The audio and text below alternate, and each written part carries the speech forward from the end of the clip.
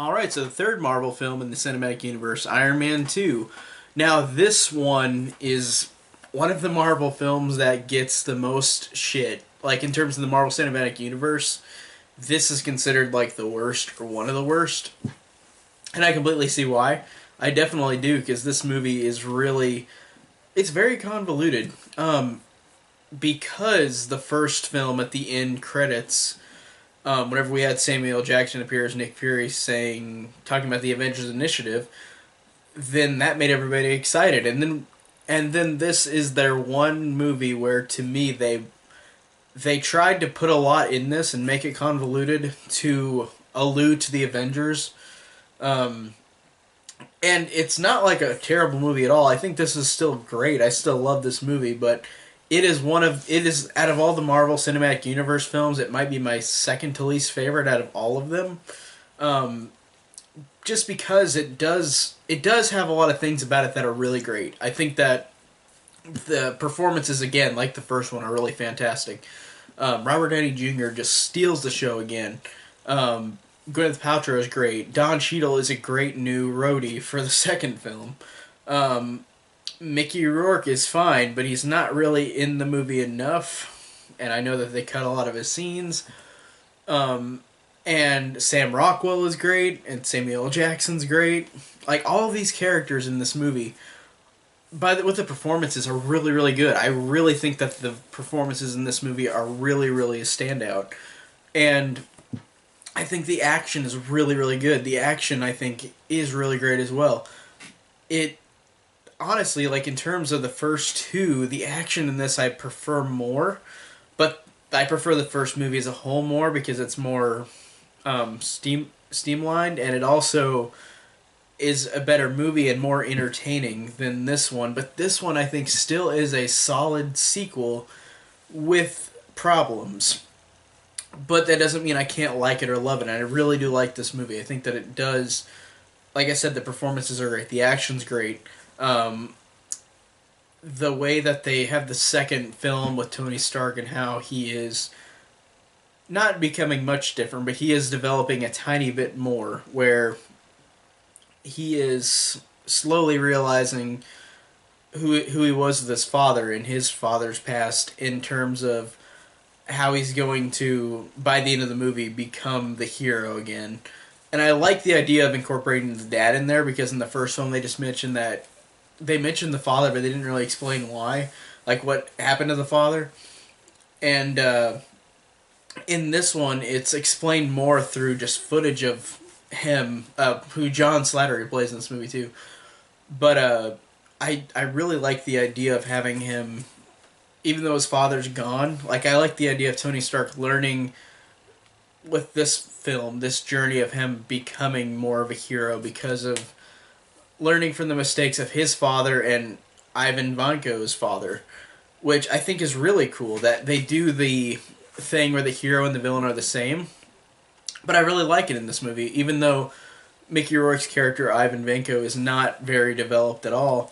I thought that it was a cool similarity between the two, in which both of their parents worked on these weapons, but then, of course, Howard Stark took the credit.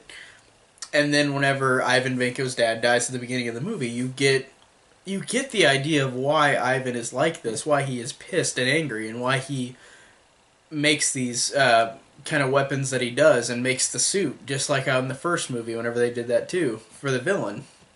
I think that's cool that we get a second villain character that uses the suit at the end, but he also had, his name is Whiplash in the comics, but they never say his name in the movie. But I like the idea of him having those electric whips. Like, that's a really cool design and idea.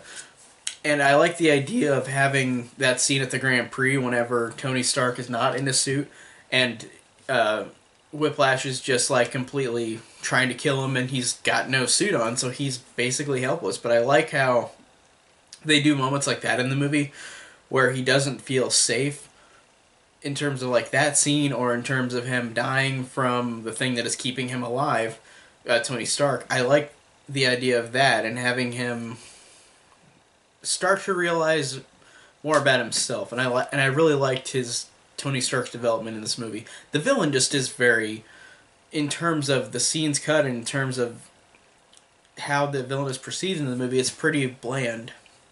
And it's Mickey Rourke who is the villain.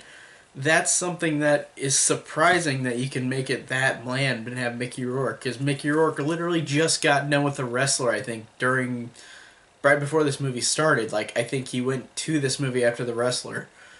Wow, that's sad, and it sucks that like he didn't get, because he just had that amazing movie right beforehand. I don't know what they thought with this movie, and I feel like, and I hear Mickey Rourke isn't happy with them, and his character died, so it's not like he's gonna come back. But like, it just sucks that he's one of those villains in the Marvel universe that, like a majority of the movies, they're just bland and uninteresting. And despite having a good actor in the role, he doesn't carry it, and it sucks because it's Mickey Rourke. That's really sucks. But like I said, I love the idea of just Tony Stark and everyone around him, like him trying to, even though he doesn't mature more in this movie and the first one either, he does learn a little bit more about himself, his family, the Avengers initiative with Nick Fury, and that's the part that is kind of shoehorned into this with the Avengers thing. Even though I really love the scenes with them, especially the scene when Tony Stark is eating on the donut, on the donut outside on the sign, and then Nick Fury comes up and said, "Sir, I gotta ask you to please exit the donut." Like, that's funny, and the lines are funny. The lines are quippy. They're with all the characters, they're all really funny. They're all likable, like the first one. It's just that it's way more convoluted because of adding. This is going to be the Avengers movie coming out soon, so we've got to add in this. And this is the second Iron Man film, so let's do that. Let's start adding in reasons for him to become part of this Avengers thing, but then he isn't at the end of the movie. He actually is denied being part of the Avengers Initiative because he's too immature, is what Nick Fury says. So I think that's cool that, like, even though the movie Avengers hasn't come out yet, in this time, I like how it ends with Tony Stark not being part of it. He's got to learn a little bit, and that's what this character does in all of these Marvel films that he's in. He learns more and more each film, and I really appreciate and like that about this character, who already is so interesting of a character, and I just think that Robert Downey Jr., of course, just kills it every time in all these films. His relationship with Pepper Potts is great. It's like the first one, where they're not really a romantic thing yet, but I like the idea that they both have feelings for each other, but they don't act on them, and they're just good friends. And I like the idea of them just growing closer, but it doesn't change much from the first one, but it's still great with them together in the movie. And I think that it just, like I said, it just suffers from a lot of things, being convoluted, the villain's weak. Sam Rockwell is technically a second villain, and I think he's great in this movie. He's better than Mickey Rourke in this movie. I think he's really entertaining because he's just this douchebag rich guy who owns kind of a company like Tony Stark does, and they kind of are at odds with each other.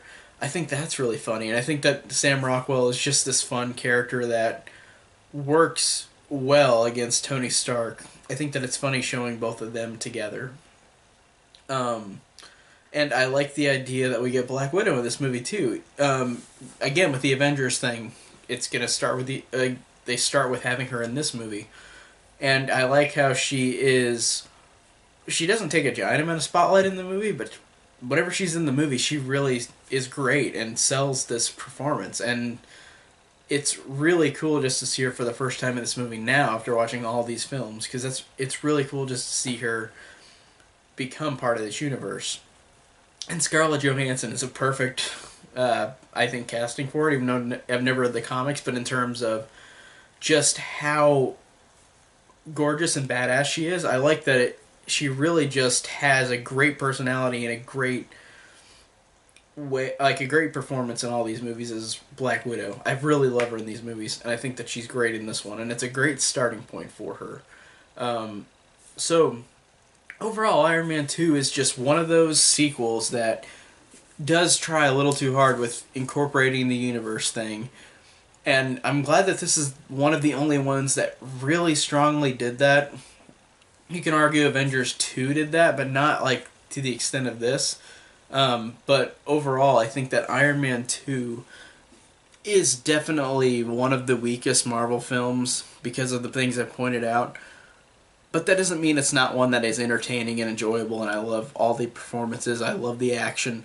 Rhodey and Tony at the end fighting off Whiplash in their suits is badass. That's so cool.